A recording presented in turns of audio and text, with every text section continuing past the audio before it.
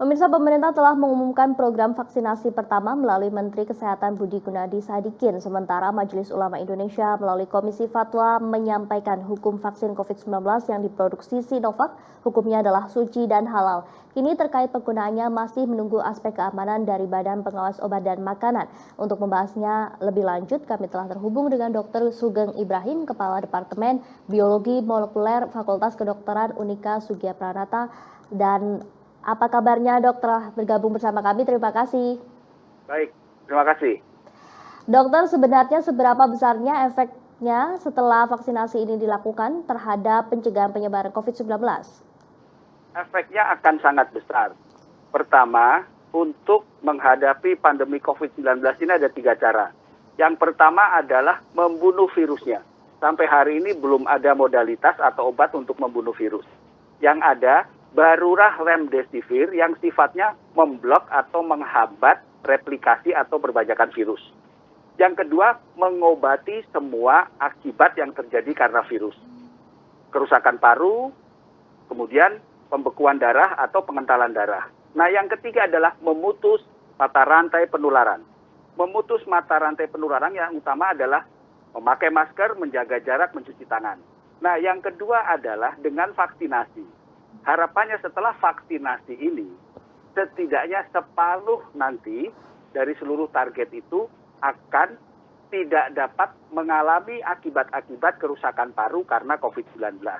Jadi, kesimpulan sederhananya, efeknya akan sangat bermanfaat dalam mengurangi angka kesakitan serta kematian akibat COVID-19.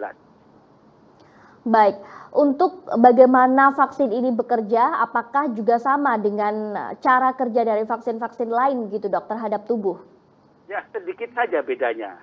Tapi prinsipnya, keduanya menimbulkan kekebalan. Untuk Sinovac ini adalah vaksin yang inactivated. Inactivated itu apa? Artinya dibuat dari virus yang mati. Sementara untuk Pfizer, Moderna, AstraZeneca itu adalah dari mRNA. Messenger RNA. Jadi dari bagian virusnya, dan virus itu virus aktif. Kelebihan dari Sinovac ini, penyimpanannya sangat sederhana. Hanya dengan 2 derajat sampai 8 derajat. Mengingat Indonesia yang negara kepulauan, penting sekali cold chain atau mata rantai untuk penyimpanan ini sangat sederhana. Untuk Pfizer, Moderna, itu harus minus 70. Bayangkan kalau menyediakan tangki cryo minus 70, turun saja ke 60, vaksinnya rusak. Untuk AstraZeneca dan Moderna itu agak moderat, sekitar minus 20. Kemudian kelebihan yang lain, dari vaksin Sinovac ini karena inactivated, relatif lebih aman.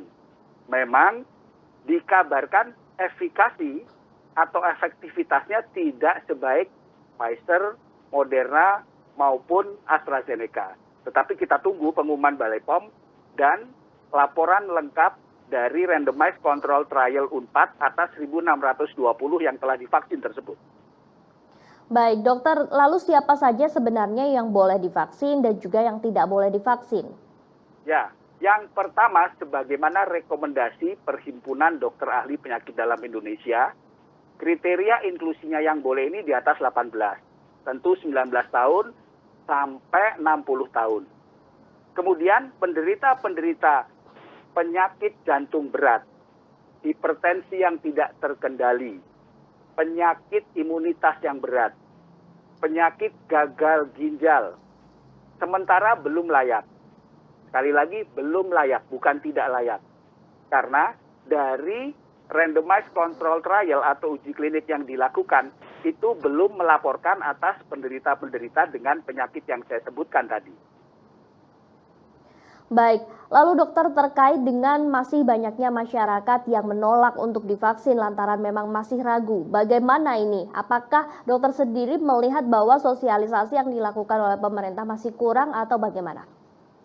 Adalah tugas bagi pemerintah dibantu para dokter untuk menjelaskan seterang-terangnya kepada masyarakat bahwa vaksin ini bermanfaat.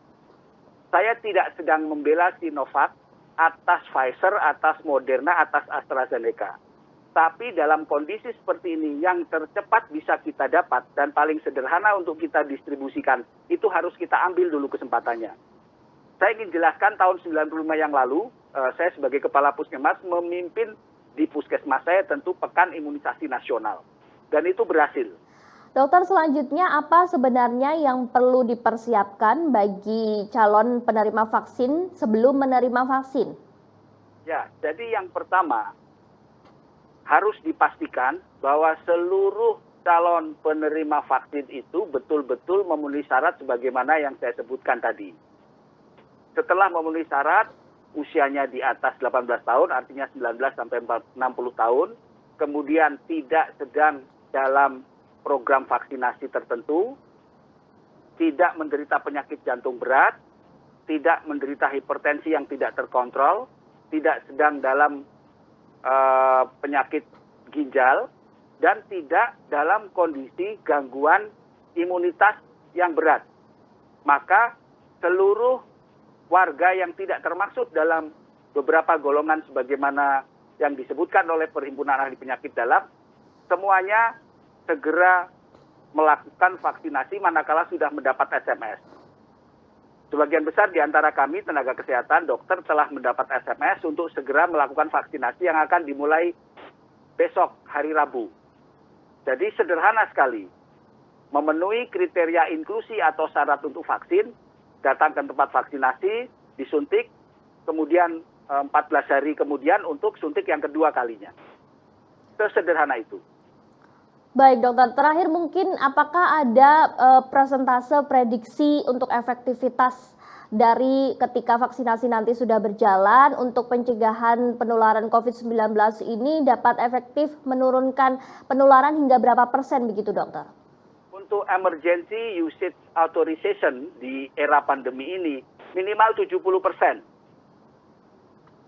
Menurut hasil Pfizer, Moderna, AstraZeneca, mereka memang di atas 90%. Tapi jangan lupa, tidak ada satupun uji klinik untuk vaksin-vaksin tersebut di Indonesia. Jurnal-jurnal internasional menyatakan mereka lebih baik di tempat mereka dilaksanakan. Di Amerika Serikat, di Eropa. Tetapi yang sudah dilakukan oleh UNPAD di Indonesia adalah atas 1.620 dengan berbagai sebaran umur yang memenuhi syarat, sebaran ras, dan sebaran risiko-risiko itu tadi, dinyatakan lebih dari 70%. Itu bisa diterima. Baik, terima kasih Dr. Sugeng Ibrahim telah bergabung bersama kami di Metro News. Selamat beraktivitas kembali. Terima kasih Yana, selamat siang.